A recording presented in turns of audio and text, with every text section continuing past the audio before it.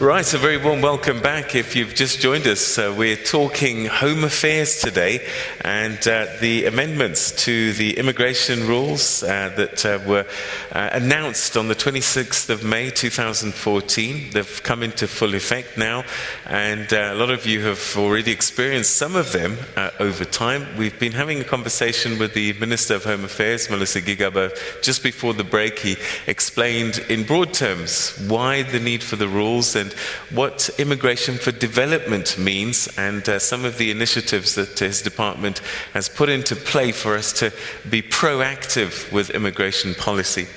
I'm now joined with two other guests that are going to help us take this conversation forward, and I'd just like to start by saying welcome to Professor Farid Esack, who's the Head of Department Religious Studies at the University of Johannesburg. Prof, thank you very much for joining us. Always a pleasure to have you. Welcome to the program. Delighted to be with you.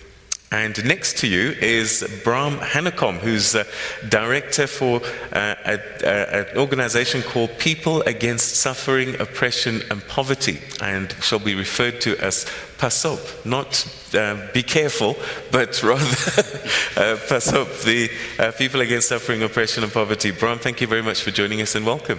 Thank you so much. All right, okay, so we spoke a little bit before the break about treating people with care, and I'm going to start with you, Braam.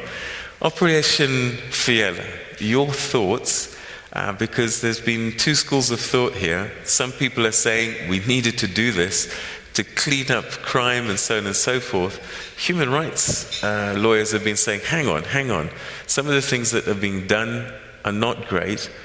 From where you're sitting, your thoughts about initiatives like Operation Fiela?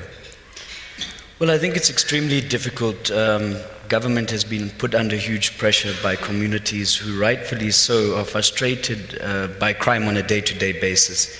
The incident that happened in KZN and later in Gauteng, where foreign nationals and even South Africans from other communities were displaced and violently attacked, also put more pressure on government. So we have to acknowledge that government's been put under huge pressure to act against crime.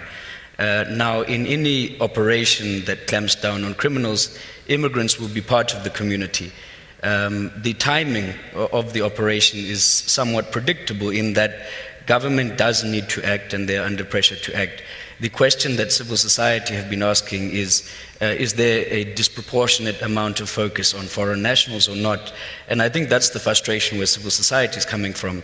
But I think that we need to acknowledge that in any crime operation, foreign nationals are part of the communities, and by their very nature, being integrated in the community, whenever there is a crackdown on crime, foreign nationals as part of the community will also be affected. The question being asked by civil society is just to what extent was immigration the focus, and I do think that many hardened criminals were also arrested. So I recognize the concerns. I do think there are two sides to the story. That's my opinion. All right. Minister, was it disproportionate in terms of flushing out illegal aliens at Operation Fiela? You've communicated that it was about flushing out criminality, but we're hearing that some people feel that actually you're targeting illegal aliens. No, it's unfortunate. That interpretation would be unfortunate. I think Braam captured this quite well. The Operation Fiela is targeted at flushing out crime. It's targeted at disarming both South Africans and foreign nationals, so that nobody should have in their possession illegal weapons, unlicensed firearms, and nobody should be involved in drug trafficking, whether it's, your heavy substances or your daga, which can be found in hostels and elsewhere.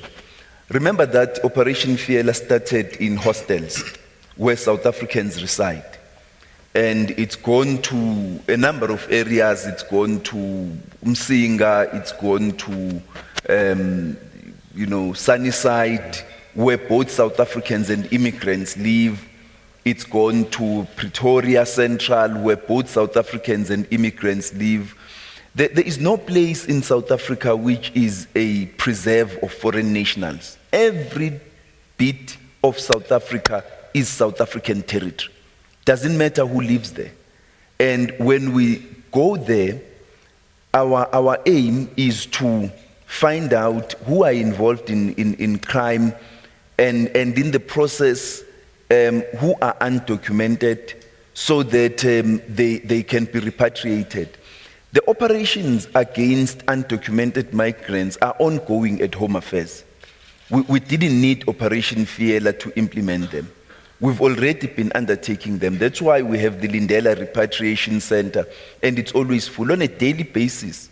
With or without Operation Fiela, the immigration officers are conducting their work, and the immigration inspectors are inspecting companies to establish which companies are unlicensed, which companies have employed undocumented foreign nationals, which companies have employed people without work visas, so that can be stopped. So the Operation Fiela is aimed at ensuring that we remove from the hands of anybody the excuse they may use to start attacking foreign nationals. All right, so the operation necessary, both two sides of the coin.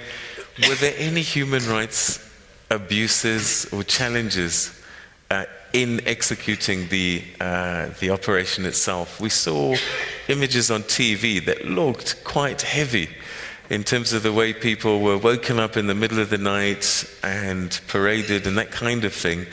And then you've got human rights lawyers saying, hang on, you know, we haven't got access to our clients and people are being deported without a fair hearing. Quick thoughts on that, and then we're going to start chatting a little bit about the Migrant Awards, and we'll bring in Professor Esack there. I think the courts are the only institutions which can tell us whether there have been human rights abuses, because at the end of the day, a raid is not, police are not going to knock nicely and say, hi, we are here, would you like us to search your house? They're not going to do that.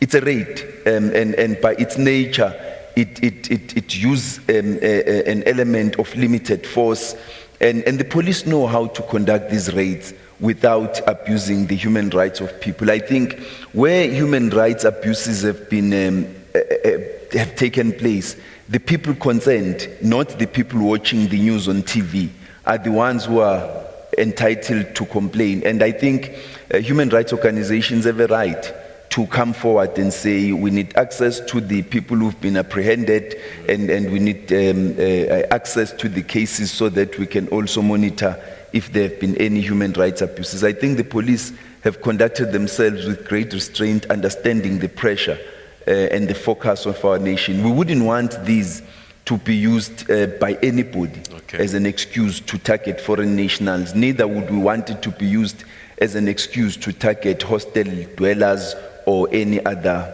groups of South Africans. All right, okay, we're going to have to take another quick break, and then after that, we'll explore all of these issues, get your interaction on the floor, and also start talking about the Migrant Awards, which I'm very curious about as well, and to see what that might do. Be part of that conversation. We'll be back right after this.